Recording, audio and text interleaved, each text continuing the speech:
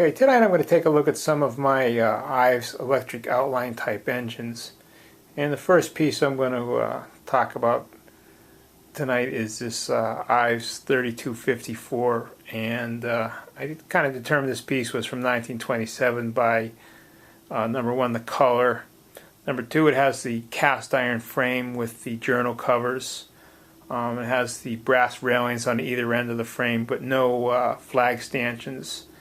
It also has the brass plates on either side of the door that are engraved with the Ives railway lines and the engine number. Also on this particular one, it's got the engine number engraved on the headlight along with a little design on the top. And to me, that's just the best feature of this train. It really looks great.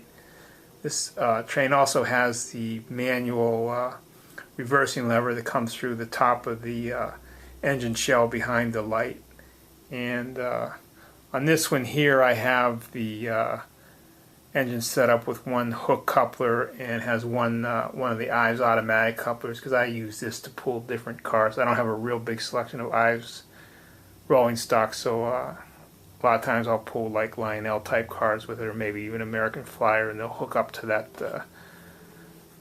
hook type coupler. And this is a real nice train. It's nice and heavy and it runs well, and it's one of my favorites.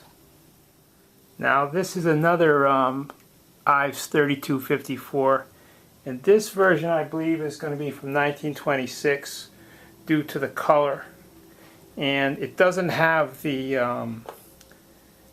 etched headlight, and it has no flag stanchions on it, but it does have the cast iron frame and the journal boxes.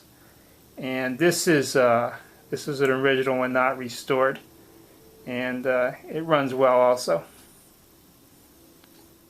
Another difference on this train over the first one I was showing you was this has the manual reverser, but it has the it's kind of a drum type unit like E-unit has, but it's operated by this manual lever there. Now this example is a 3252 from probably around I would guess 1923, and this has a cast iron frame, but what this has is rubber stamped letters, and it says the Ives railway lines and 3252 New York Central and HR, and there's if you look there, there's another stamping of the engine number 3252, and it also on the front there the engine number is stamped. Now this was a I'm going to say like a middle of the line engine here. There was a whole series of these engines. There's an amazing variety of these things. The one feature this had was over some of the other engines, like the say for example the 3250 or the 3251. This one had the reverser on it, and again it was a manual reverser. Now this train here, someone did a repair to the roller pickups, and it looks like they actually stuck some American Flyer pickups on it. But other than that, I believe it to be all original. Now this is the a version of the same engine I just showed you, the 3252, but this is obviously when I restored. It was just in real bad shape, and it just, you know, it was worth restoring at this point. It's virtually identical to the first engine I showed you there.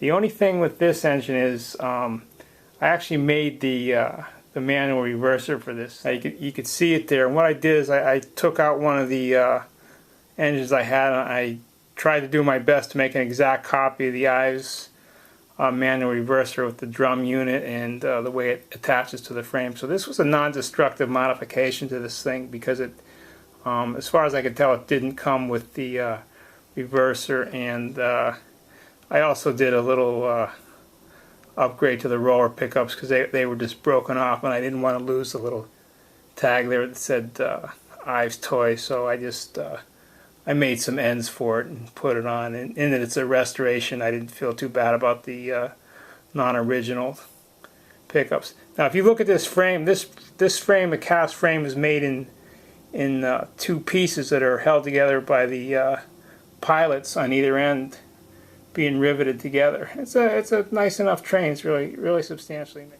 Now these two engines, these are 3250s. This one and that one, and as you can see, one's in a little better shape than the other one is, but even this one is not, in my mind, bad enough to restore, which maybe gives you some idea how bad the other ones were that I did restore. Most of these engines too, by the way, when Alcock's Trains was selling out, they sold off a lot of their inventory on eBay, and they had a ton of these Ives engines up for auction. I just bought them. I mean, the prices were really good, and had I had a little more money at the time, I would have bought a lot more stuff, but I felt fortunate to get these ones here. Now these engines are virtually identical except for a little bit of a trim detail. This one has this this post looking thing, and this one has a whistle on it. Now the one thing it's not at all original to these things is, again, I made the reverser and added it to this thing because it was kind of important for me to have these reversed, because if you look on the engine, I have a Lionel combination coupler on one side, and I have the Ives snake pull coupler on the other side. That way I can pull both the Ives and a lot of my Lionel cars, so it made these a little more versatile. And I did the same thing to this train, and also made the reverser unit on that. Now here's one more example of the Ives 3250, and basically, again, it's the same thing as the first two trains I showed you. Another Alcock's Trains piece here, and again, I added the reverser to it just to make it a little more versatile to use on the layout, because I don't have a real good selections of Ives rolling stock, and I have a lot more Lionel pieces, so I like to run it on that. And again, there's the reverser I added to it. Now that addition does nothing at all to modify the train, so you could just take that out and it would be back to fairly original. And again, even though this paint's a little rough, there's no way I'm going to restore this piece. Like I say, it has to be a real basket case before I'm going to go ahead. Now these next couple of engines here, these are my oldest Ives I have, and this is a 3218 from, I think I determined at one time it was from 1917 based on the trim and what was included on this particular thing. It's a two-piece body. If you look at it, nice casting, and these were nice because a lot of times these simulated pantographs are broken off. And this has the headlight on one end. It has the manual reverser on it, and that's an original reverser there for this, and original wheels. And I think this, as far as I know, this whole train is original. It's got the numbers on the ends there. And this one here, this is basically the same thing. The lettering is much better on this one here. I'm not sure how I ended up with two of these, but I did. Sometimes things happen, but I'm actually happy to have both. It looks like at one time the roof may have been painted gray. I'm not sure. It's chipped off, and there's black underneath, but there's definitely another roof color on this. Again, now this has the same running gear reverser and whatnot on it, and it's got the nice spoked wheels. They're held on with a little nut. It's pretty cool. They took a lot of time and engineering to make these things for us how old they are, and it's a testament to just how old they are that they actually still run good. Now this is the oldest engine I have in my little Ives collection here, and this is a 3217 from probably I would say maybe like 1914 or so. I'm not exactly sure, but I think due to the red trim and the rubber stamping, and it's got the they call them recessed pilots. They sit under the body a little bit.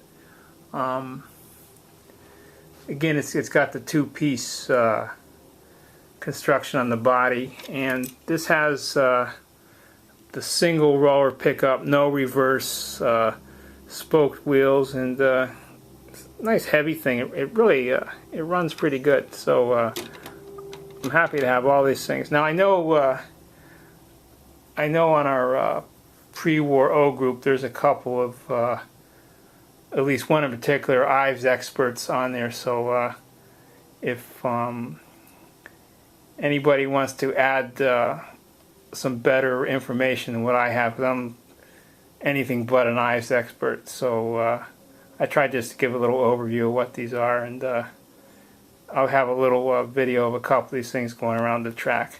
Thanks for looking.